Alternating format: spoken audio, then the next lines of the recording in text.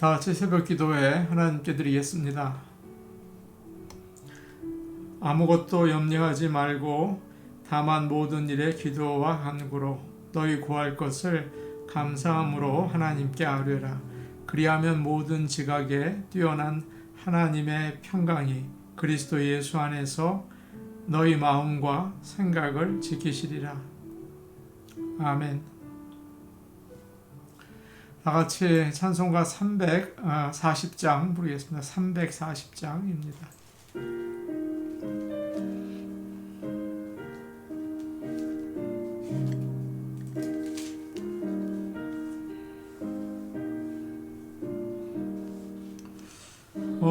어지러운 세상 중에 기쁜 소리 들리네. 예수 말씀하시기를 믿는 자여 따르라. 세상 헛된 신과 영화 모두 내어버렸네. 예수 친히 하신 말씀 날 더 귀히 여겨라. 기쁜 때나 슬픈 때나 바쁜 때나 틈날 때 예수 친히 하신 말씀 날 더 귀히 여겨라. 주님 크신 은혜로서 부름 늦게 하시고 복종하는 마음을 주사 따라가게 하소서. 찬송가 431장입니다. 431장입니다.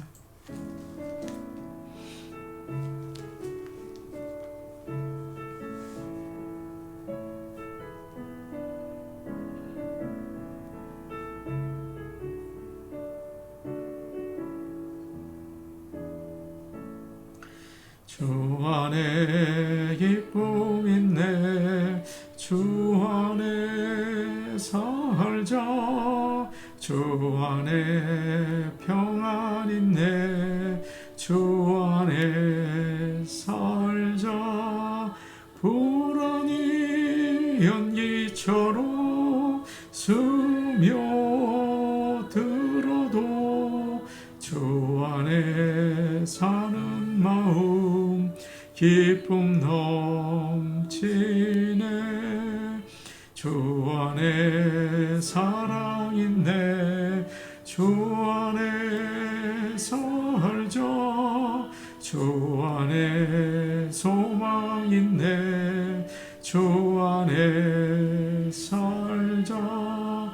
검푸른 성난파도 밀어 덮쳐도 주 안에 사는 마음 평화 넘치네.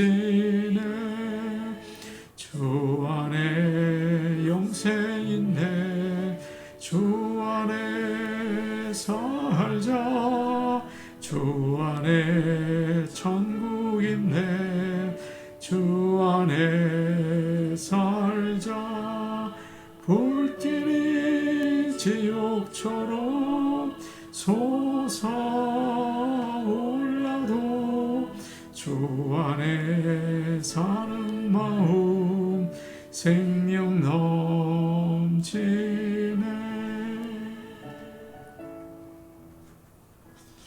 하나님의 말씀 같이 보겠습니다. 데살로니가 전서 4장 9절에서 12절 말씀입니다. 데살로니가 전서 4장 9절에서 12절 말씀입니다. 신약성경 331페이지에 있습니다. 데살로니가전서 4장 9절에서 12절 말씀을 함께 읽겠습니다. 형제 사랑에 관하여는 너희에게 쓸 것이 없음은 너희들 자신이 하나님의 가르치심을 받아 서로 사랑함이라. 너희가 온 마게도냐 모든 형제에 대하여 과연 이것을 행하도다. 형제들아 권하노니 더욱 그렇게 행하고 또 너희에게 명한 것 같이 조용히 자기 일을 하고 너희 손으로 일하기를 힘쓰라. 이는 외인에 대하여 단정히 행하고 또한 아무 궁핍함이 없게 하려 함이라. 아멘. 지난 시간에 바울은 데살로니가 성도들에게 하나님 앞에서 거룩하고 흠이 없기를 원한다, 이렇게 이야기를 하고 음란하지 말라고 했습니다. 성적인 욕망을 컨트롤하라, 그래서 거룩한 생활을 하라, 그렇게 이야기를 하죠. 믿는 자들은 부도덕한 행동을 하지 말아야 합니다. 거룩하고 또 정결한 삶을 살아야 되죠. 그런데 거룩하라는 이야기를 들으니까 다른 사람들과 거리를 두고 또 이렇게 경건한 생활을 하라는 것처럼 느껴집니다. 반드시 그런 것은 아닙니다. 생활이 정결해야 하지만 그렇다고 차서는 안 되죠. 냉랭해서는 안 돼요. 오늘 말씀을 보니까 예수님의 사랑이 반드시 있어야 한다고 우리에게 알려주고 있습니다. 크리스천의 표시가 있어요. 뭘까요? 십자가 모양일 수도 있고, 단정한 모습일 수도 있고, 또 교회에 나가는 것일 수도 있겠죠. 다 크리스천의 표시예요. 그러나 가장 분명한 것이 있는데 그것은 사랑입니다. 주님이 말씀하셨어요. 너희가 서로 사랑하면 이로써 모든 사람이 너희가 내 제자인 줄 알리라, 그렇게 말씀하셨죠. 교회에서 가장 중요한 것은 다른 게 아닙니다. 사랑이죠. 교회에서 성도들이 자꾸 시기하고 다투면 크리스천이 아니라는 말이에요. 사람들이 하나님의 제자인 줄 알지 못해요. 우리가 늘 주 안에서 사랑하고 화목할 수 있기를 축복하고 우리가 힘쓰기를 원합니다. 9절 말씀 우리 같이 보겠습니다. 9절 말씀입니다. 함께 보십니다. 시작. 형제 사랑에 관하여는 너희에게 쓸 것이 없음은 너희들 자신이 하나님의 가르치심을 받아 서로 사랑함이라. 형제 사랑에 대해서는 너희에게 쓸 것이 없다라고 이야기합니다. 여기서 형제가 누굴까요? 형제는 예수님을 믿고 구원받은 성도들을 말합니다. 요한복음의 1장을 보시면 이런 말씀이 있죠. 영접하는 자, 곧 그 이름을 믿는 자들에게는 하나님의 자녀가 되는 권세를 주셨으니. 또 주님은 이렇게 말씀하셨어요. 누가 내 어머니며 내 동생들이냐? 하늘에 계신 내 아버지의 뜻대로 하는 자가 내 형제요, 자매요, 어머니이니라. 그렇게 말씀하셨죠. 믿는 자들은 하나님의 가족이 됩니다. 형제, 자매가 되는 거죠. 그래서 서로 사랑하게 돼요. 이런 주 안에서 형제, 자매라는 사실을 항상 기억하시고 사랑하기를 원합니다. 지난주에 고 전혜숙 권사님 장례 예배를 드렸습니다. 그런데 로즈힐에서 예배를 도와주는 나이 드신 미국 분이 계시더라고요.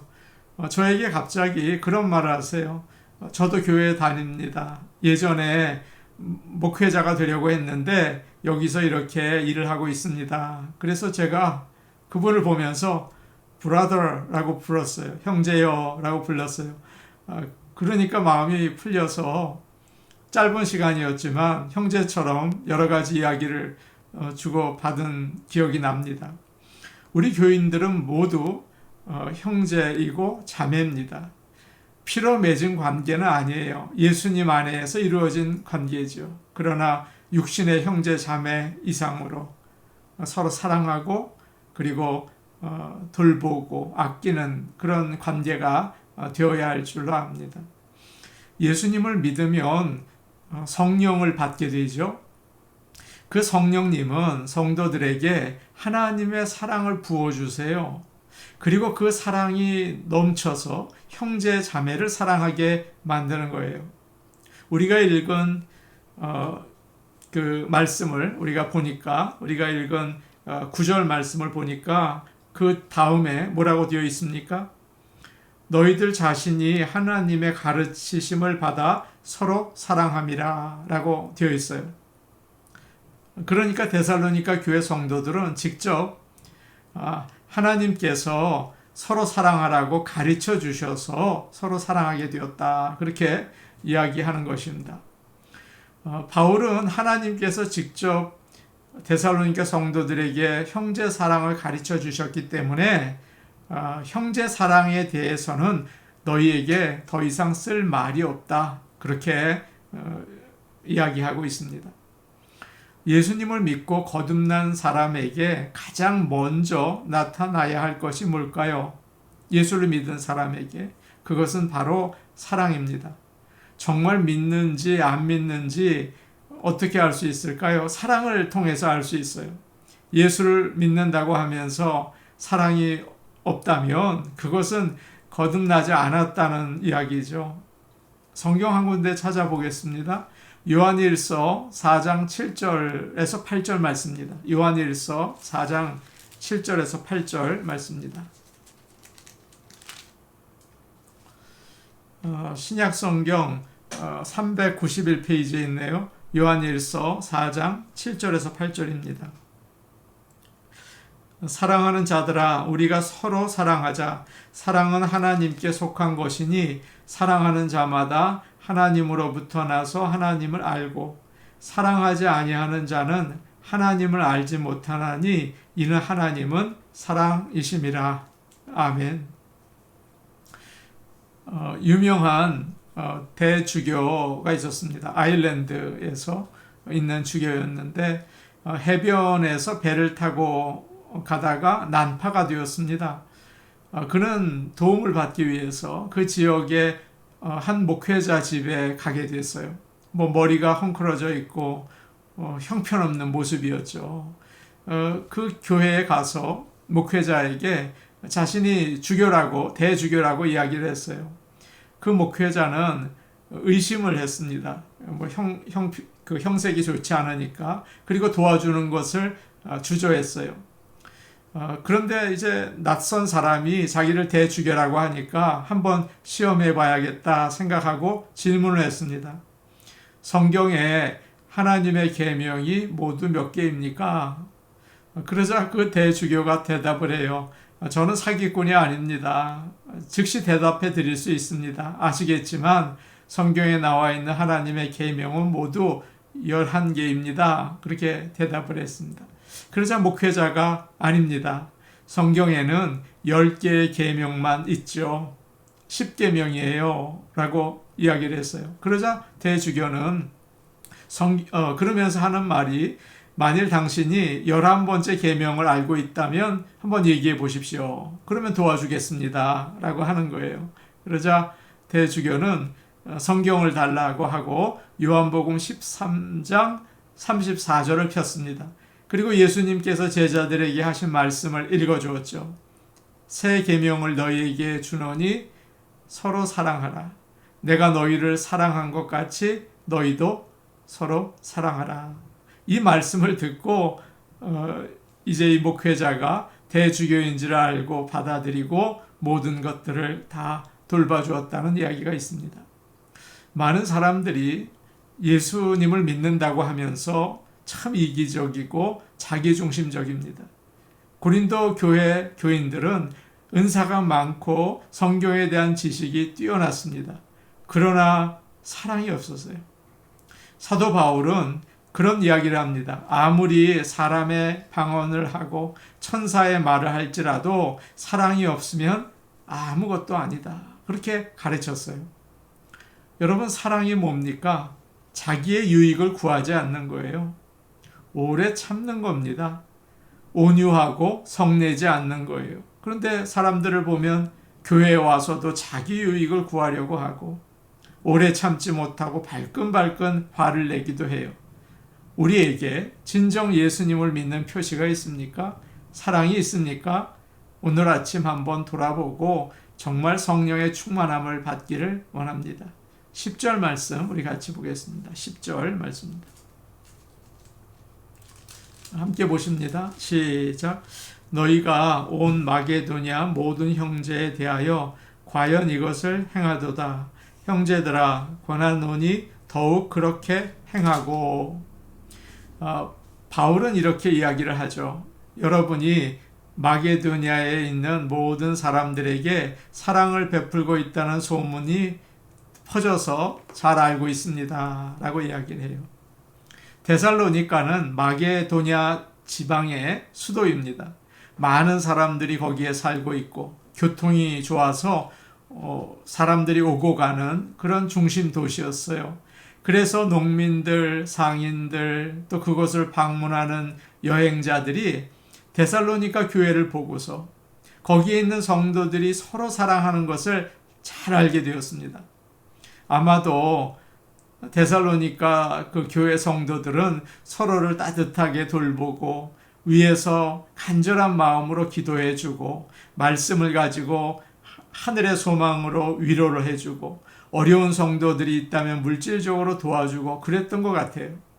그래서 우리가 앞에서 본 것처럼 1장 7절에 이런 말씀이 있잖아요. 1장 7절을 보니까 너희가 마게도냐와 아가야에 있는 모든 믿는 자의 본이 되었느니라. 그렇게 이야기하고 있지 않습니까?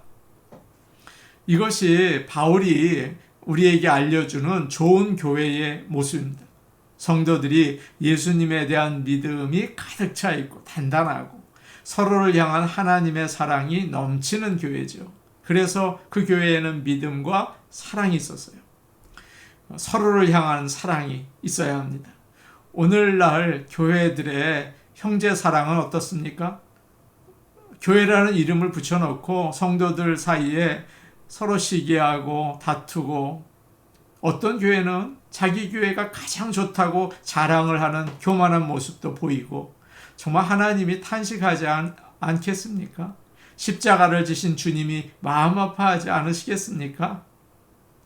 이제 바울은 데살로니가 교회 성도들에게 10절 끝에 이런 말을 하고 있어요. 데살로니가 4장 10절 끝에 형제들아 권하노니 더욱 그렇게 행하고 라고 이야기합니다. 지금까지 형제 사랑을 참 잘하고 있어요. 그런데 그럼에도 불구하고 더욱 형제 자매들을 사랑하는 일에 힘쓰라 그렇게 이야기하고 있습니다. 사랑하는 여러분, 형제 사랑은 어느 수준에 머물러서는 안 됩니다. 그러면 식어지고 변하게 돼요. 계속 더 많이 사랑해야 합니다. 더 많은 수고와 더 많은 희생과 더 많은 보살핌을 감당해야 하는 것이죠. 우리는 아주 자연스럽게 우리 가족들을 사랑합니다. 그런데 조금 더 힘써서 더 좀 넓혀서 목장 식구들을 사랑하면 어떻겠습니까?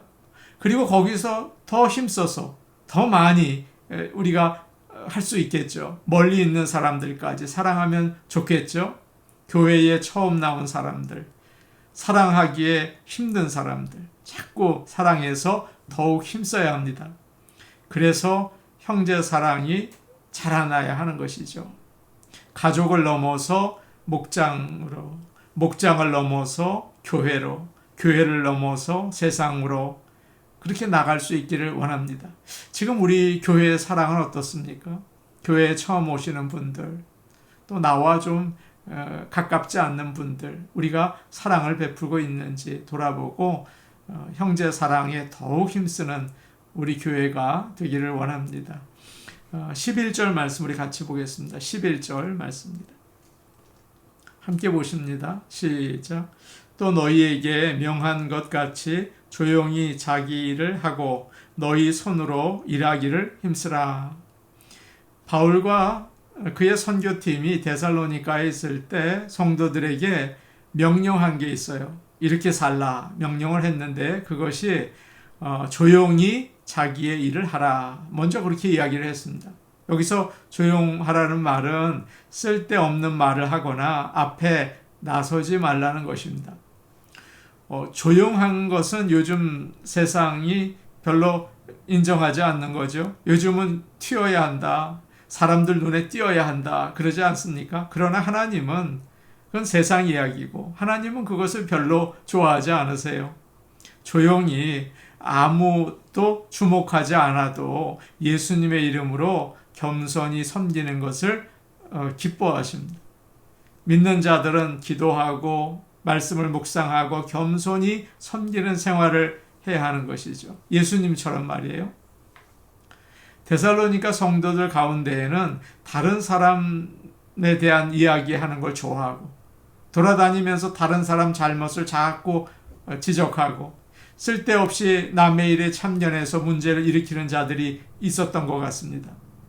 뿐만 아니라 교회에서 자신이 얼마나 괜찮은 사람인가를 나타내고 싶어서 자꾸 일을 만드는 사람들이 있었어요.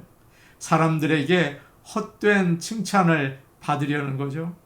그런 사람은 교회를 힘들게 만듭니다. 목회자들을 아주 머리 아프게 만듭니다. 바울은 그들에게 조용히 있으라.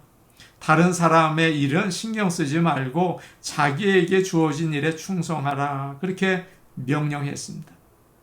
그것이 형제 자매를 사랑하는 일이고 교회의 덕을 세우는 일이기 때문이에요. 그러면서 11절 맨 끝에 있는 말이 참 중요한데 힘쓰라 라는 말을 맨 끝에 하고 있습니다. 이것은 그것을 이루기 위해서 마음에 품고 최선을 다하라는 뜻이에요. 우리가 조용하게 우리 자신의 일에 힘쓰면서 또 하나님의 일을 감당할 수 있기를 원합니다. 은혜를 사모하십시오. 복음을 전하려는 마음을 품으십시오. 그리고 다른 사람을 섬기려고 열심을 내십시오. 조용히 말입니다. 그럴 때 하나님의 교회는 아름답게 자라게 되고 형제 자매 사랑이 풍성해질 줄로 믿습니다. 우리 같이 기도하시겠습니다. 형제 자매를 사랑하게 하옵소서. 성령으로 충만하게 하옵소서. 그 사랑을 넓혀나가게 하옵소서. 가족에서 목장으로, 목장에서 교회로, 그리고 나라와 세계까지 우리가 사랑을 더욱 넓혀나갈 수 있게 힘쓰게 하옵소서. 주일 예배를 위해 기도하겠습니다. 하나님이 임재하시고 성령을 부으셔서 참으로 예배드리게 하옵소서. 성도들에게 예배를 사모하게 하시고 새로운 영혼들을 보내주셔서 구원의 능력이 나타나게 하옵소서.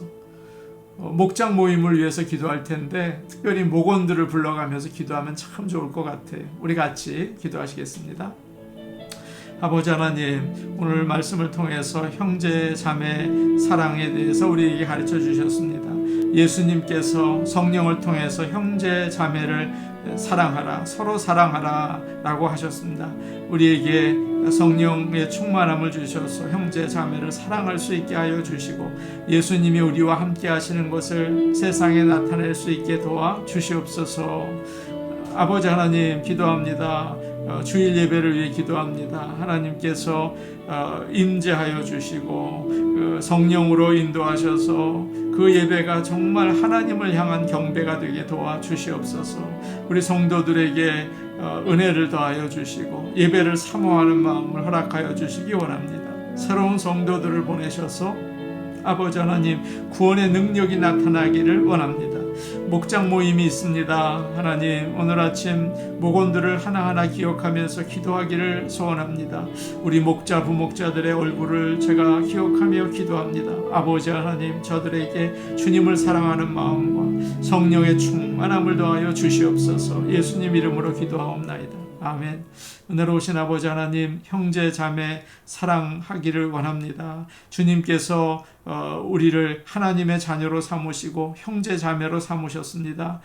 하나님의 사랑이 넘쳐나서 형제 자매를 사랑하는 주님의 몸된 교회 되기를 원합니다. 예수님 이름으로 기도하옵나이다. 아멘. 오늘도 복된 하루 되시기 바랍니다. 개인 기도하시겠습니다.